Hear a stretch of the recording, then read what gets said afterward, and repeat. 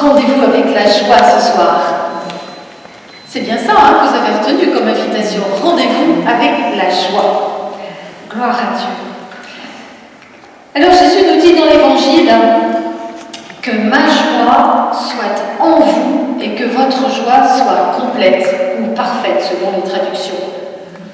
Vous connaissez ce verset ? Est-ce que vous vous rappelez à quel moment Jésus a fait cette annonce et cette promesse ? L'annonce, c'est que ma joie soit en vous. Est-ce que vous voyez à peu près à quel moment il a fait cette promesse, cette annonce ? Eh bien, il a fait cette promesse au moment, lors du dernier repas, au moment des confidences. Alors que la situation est grave, il sait qu'il va être arrêté, il va être jugé, il va vivre le supplice, il va être même livré par celui-là même qui l'a accompagné pendant 3 ans, qui a écouté ses enseignements, qui a été témoin des guérisons, des résurrections, des libérations. Il sait tout ça. Et il dit que ma joie soit en vous. Pourtant, l'ambiance n'est pas tout à fait favorable, n'est-ce pas, pour annoncer la joie. Et c'est une déclaration étonnante. Pourtant, la joie l'habite. Et la joie a habité Jésus tout le temps de son ministère. On l'entend même, il est même écrit qu'il a tressailli de joie sous l'action du Saint-Esprit. Vous savez, quand les disciples étaient revenus, exubérants, raconter toutes les merveilles qu'ils avaient vues, le démon tomber du ciel, et voilà, et puis les guérisons et tout ça. Et Jésus tressaille de joie sous l'action du Saint-Esprit. Eh bien, chers frères et sœurs, cette joie nous a déjà été donnée. Cette joie, c'est un fruit d'Esprit Saint. Les 9 fruits d'Esprit, l'amour, la joie, la paix, la bienveillance, la bonté, la fidélité, la maîtrise de soi, la patience aussi. Eh bien, la joie, c'est un des fruits de l'Esprit que nous avons reçu à notre baptême, que nous avons reçu à notre confirmation, à chaque sacrement. L'Esprit Saint nous a déjà été donné et avec lui, la joie. Et avec lui, la joie. Alors, peut-être, malgré tout, que cette joie était un peu engloutie dans les soucis de la vie, la période difficile que nous traversons actuellement, le stress, les angoisses, les peurs. Et peut-être que vous dites, oui, bien sûr, mais la joie est-elle possible ? Moi, je voudrais vous parler de la joie du ciel. Parce que la joie du ciel, c'est une joie qui ne passe pas. Elle est très différente de la joie du monde. La joie du monde, c'est d'ailleurs, on n'utilise pas trop le mot joie, on utilise plutôt le mot s'éclate. Je ne sais pas si vous éclatez, enfin moi je ne m'éclate pas trop, mais je préfère pas m'éclater d'ailleurs. Je préfère être bien rassemblée, mais être dans la joie. Et puis le monde nous propose des tas de choses pour nous faire miroiter la joie, une joie, un bonheur, à travers la consommation, les loisirs, les succès, le pouvoir, la notoriété, la réussite sociale, la réussite professionnelle, la réussite financière. Mais peut-être que vous avez pu faire l'expérience que cette joie-là, non seulement ne dure pas, mais en fait elle ne comble pas le cœur. C'est pas celle-là qui est la joie. Passer une après-midi dans le centre commercial dépensé avec une espèce d'étourdissement en pensant à autre chose, mais on dépense, on achète des trucs qui font plaisir. Et puis finalement, au retour, on n'est pas tellement dans la joie. Et puis peut-être que la carte bancaire a mal au ventre aussi de son côté. Enfin, je ne sais pas, vous avez peut-être déjà fait cette expérience, que la joie du monde, finalement, ça ne comble pas le cœur. Maintenant, la joie est-elle possible aujourd'hui ? Et oui, et Dieu nous dit dans sa parole, en ta présence, débordement de joie, en ta présence, débordement de joie. Parce que Dieu est avec nous. Et si nous sommes attentifs, nous, à sa présence en nous, avec nous, Dieu est avec nous, Dieu sauve, Dieu Emmanuel, il est là, il est avec nous.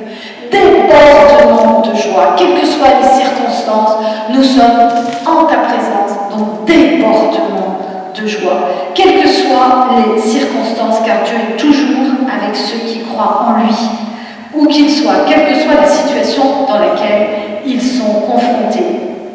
D'ailleurs, nous voyons en ta présence débordement de joie. Eh bien, regardez, dans l'Évangile, lors de la résurrection, les disciples étaient enfermés dans la maison, toutes portes closes, ils avaient peur. Ils avaient vu Jésus arrêté, condamné, crucifié, cloué sur la croix, mort. Ils étaient arrêtés là. Il est mort. Et donc, ils sont enfermés dans leur maison, et là, Jésus apparaît. La paix soit avec vous, et là c'est débordement de joie. Ils sont remplis de joie, c'est bien spécifié dans l'Évangile de Saint Jean, au chapitre 20. Débordement de joie en ta présence. Et quelquefois on peut être comme ça aussi. Où est Jésus dans mon fatras quotidien? Mais il est là, il est vivant, il est ressuscité. En ta présence, débordement de joie. La joie provient de la conscience d'avoir Dieu pour Père, un Père aimant, qui a envoyé son Fils pour nous sauver. La joie d'être enfant de Dieu, de se savoir aimer de Dieu, de pouvoir l'aimer en retour. Et cette joie, elle repose sur la foi en Jésus vivant, ressuscité, qui guérit les cœurs brisés, qui soigne les blessures, qui libère les enchaînés, qui sauve, qui pardonne. Dieu est avec nous, il est présent, il est attentif à ce que nous vivons, il n'est pas indifférent, nous pouvons tout lui confier et donc rester dans la joie car il prend plaisir à prendre soin de nous. Il prend plaisir à prendre soin de nous. Par contre, il faut qu'on soit attentif à l'écoute de ce qu'il nous dit, qu'on soit présent à lui. En ta présence, débordement de joie, mais si je ne suis pas attentif à sa présence, je peux me laisser étourdir par les préoccupations du quotidien, les soucis du quotidien. Alors il y a un bon moyen de déconfiner la joie qui est en nous, c'est la louange. Vous avez vu, là, on a loué le Seigneur, alors on a senti que la joie, elle avait le droit de remonter de notre cœur à notre bouche, à nos bras, mais même la possibilité de lever les bras pour montrer à Dieu combien nous l'adorons, combien il est notre Père, combien il est là avec nous, que nous avons confiance en lui, que nous sommes ses petits-enfants. Voilà, la louange, elle déconfine la joie qui est dans notre cœur, et la joie conduit à la louange. L'action de grâce en tout temps, en toutes circonstances, la gratitude envers autrui, tout ça, ça développe la joie. Et Saint Paul nous recommande, restez toujours joyeux, priez sans cesse, en toutes choses, rendez grâce à Dieu, c'est sa volonté sur nous dans le Christ. Première épître Thessaloniciens. Thessaloniciens, chapitre 5. Et puis, réjouissez-vous sans cesse dans le Seigneur, réjouissez-vous. Voilà l'invitation, on se réjouit et on reste toujours joyeux, même s'il y a les petites tribulations du quotidien. Le bol qui se renverse le matin alors qu'on est hyper pressé, les feux qui sont tous rouges alors qu'on est en retard, le petit dernier qui ne veut pas se préparer, qui est trop fatigué, et tout le reste, parce qu'il y en a tellement aujourd'hui. Alors voilà, la louange suscite la joie, et la joie entretient la louange. Et je me rappelle d'une rencontre que j'ai faite il y a plusieurs années de cela. J'avais emmené un groupe en Lituanie. Et nous sommes allés visiter la prison du KGB avec Sœur Niolet. Sœur Niolet était déjà plus toute jeune. Elle avait un sourire jusqu'aux oreilles. Et parce qu'elle avait diffusé des écrits, l'évangile, et puis des écrits sur la foi, pendant la période si difficile, communiste, etc. Elle avait été arrêtée et enfermée dans cette prison et torturée. Et torturée jusqu'à un point fatidique, puisque la porte de cette prison s'est ouverte bien ouverte et définitivement ouverte. Et donc, tous les prisonniers ont été relâchés. Ça faisait 9 jours qu'elle était irradiée à un taux extrême. Donc, elle n'avait plus de cheveux, elle n'avait plus rien. Enfin, elle était une loque. Bon. Et Sœur Niolet a été guérie miraculeusement en rencontrant le pape Jean-Paul II, qui a prié avec elle. Et Sœur Niolet nous a fait visiter la prison du KGB, et il y avait des photos. Il y avait à l'époque 4 évêques seulement dans toute la Lituanie. Et puis il y avait des prêtres.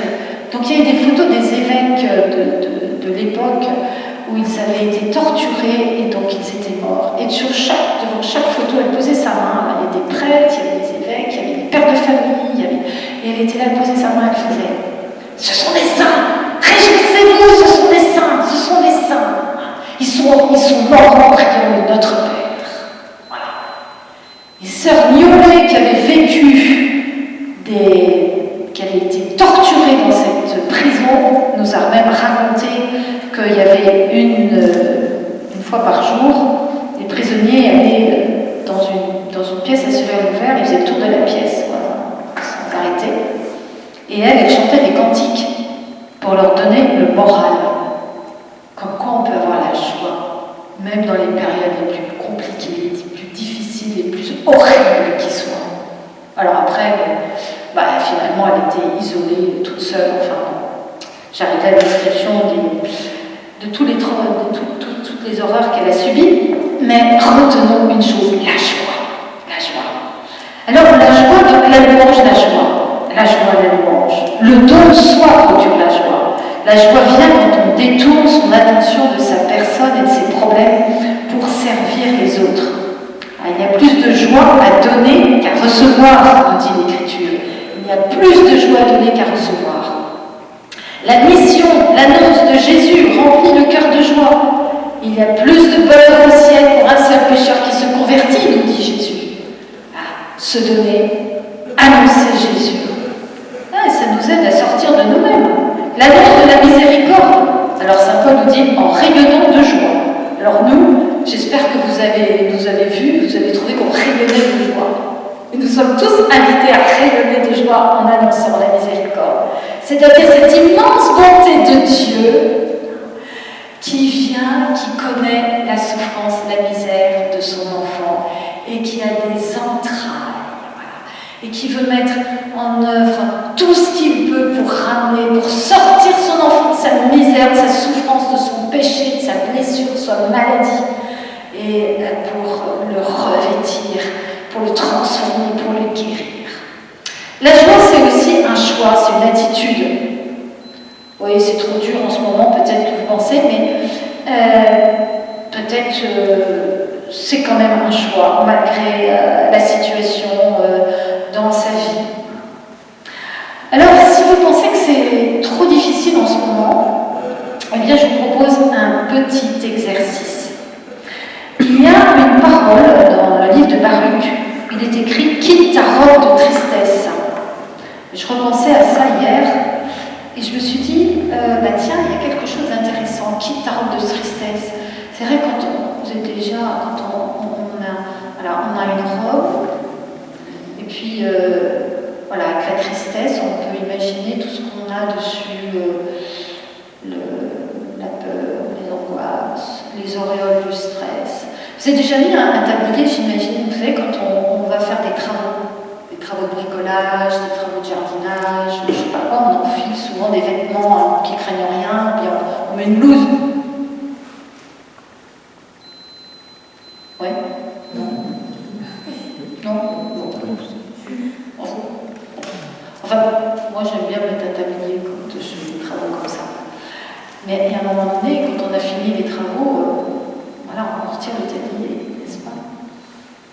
Alors, si vous voulez, on va faire un petit exercice ensemble. Je vous propose de vous mettre debout. Et puis vous allez fermer vos yeux, vous allez imaginer que vous avez une robe dessus, sur vous. Vous allez penser à tout ce qui, dans votre vie, est peut-être lourd, compliqué, peut-être source de peur, d'angoisse, peut-être de stress. Et là, c'est toutes les tâches qui sont sur la robe. Vous mettez tout ce qu'il y a dans votre vie qui est lourd, vous les imaginez comme des taches sur la robe. Voilà, vous voyez? Ça y est, c'est bon. Et bien après, on va déboutonner la robe. Alors on déboutonne. Alors on prend le temps, déboutonner. On déboutonne la robe. On la déboutonne. Voilà. On va déboutonner la robe de tristesse. Et puis on va la retirer. On retire la robe. Hop. Et puis on la... Allez, hop, on la retire de nous. Voilà, on va la mettre là où il faut la mettre, parce qu'elle est sale. Voilà. Et à la place, on va revêtir des habits de fête, le vêtement de la joie de Dieu. Vous voulez? C'est prêt? Allez, hop, on enfile le vêtement de la joie de Dieu. On s'en enveloppe. Voilà. Hein, le vêtement de la joie de Dieu. Tu m'as revêtu de joie. Hein, ça, c'est dans le psaume 29. Ça va mieux, hein? Et puis, on va revêtir aussi les vêtements du salut. Et puis on va revêtir les habits de fête, comme il est écrit dans le livre d'Isaïe. Voilà. Et puis on est revêtu de la beauté de la gloire de Dieu. Voyez un peu la beauté de la gloire de Dieu. Nous sommes revêtus de cette beauté, chers frères et sœurs. Hein? Et même, il a placé sur notre tête un diadème. Le diadème de la gloire de l'Éternel. Ça, c'est dans Baruch. Hein? C'est le livre de Baruch. Tout ça, c'est la parole de Dieu. Voilà ce que Dieu dit de nous. Il nous revêt de sa gloire, de la beauté de sa gloire. Et il pose sur notre tête un diadème, le diadème de la gloire de l'Éternel. Alors, vous pouvez vous rasseoir, ça va mieux, n'est-ce pas? Hein, on sent mieux les fois. On a même le droit de respirer bien, de se redresser. Gloire à Dieu. Voilà, l'Écriture nous dit aussi la joie du Seigneur est notre rempart. Alors, quand on retourne dans le monde, on peut s'imaginer qu'un rempart de joie autour de nous. Et on reste dans cette joie. Je crie de joie à l'ombre de tes ailes aussi. Donc voilà, même si nous avons des problèmes et des souffrances, eh bien, gardons dans notre cœur que nous sommes revêtus de la gloire de Dieu. Et que rien ne peut nous faire perdre cette joie. Et alors, Sainte Faustine, qui est présente dans ces rubriques ici, nous donne quelques conseils, parce qu'elle est très bonne conseillère. Elle est très bonne conseillère, elle est conseille pour beaucoup de choses, et aussi pour la joie. Alors, voici deux petits extraits. Elle nous dit « Un jour, éprouvant une grande souffrance, j'ai abandonné mon emploi pour aller chez Jésus et lui prier de me donner sa force. Après une très courte prière, je suis revenue à mon travail, pleine d'ardeur et de joie. » Alors, quelquefois, quand on est en train de travailler, que ça ne va pas forcément bien, on est pris dans son bureau, dans son service, ou je ne sais pas quoi, c'est compliqué, eh bien, intérieurement, on peut faire cette même démarche. Hein. Pas forcément aller à la chapelle, hein, mais on peut prendre une fraction de seconde, descendre dans son intérieur, et retrouver le Seigneur et à venir retrouver la joie. Et puis elle dit aussi, ô mon Seigneur, méditant près de ton très saint cœur sur tous tes bienfaits, j'ai ressenti le besoin d'exprimer ma gratitude particulière pour tant de grâce et de bienfaits de Dieu. Je désire me plonger dans l'action de grâce et de bienfaits de Dieu. Je désire me plonger dans l'action de grâce devant la majesté divine. Durant 7 jours, 7 nuits, demeurer dans la prière d'action de grâce.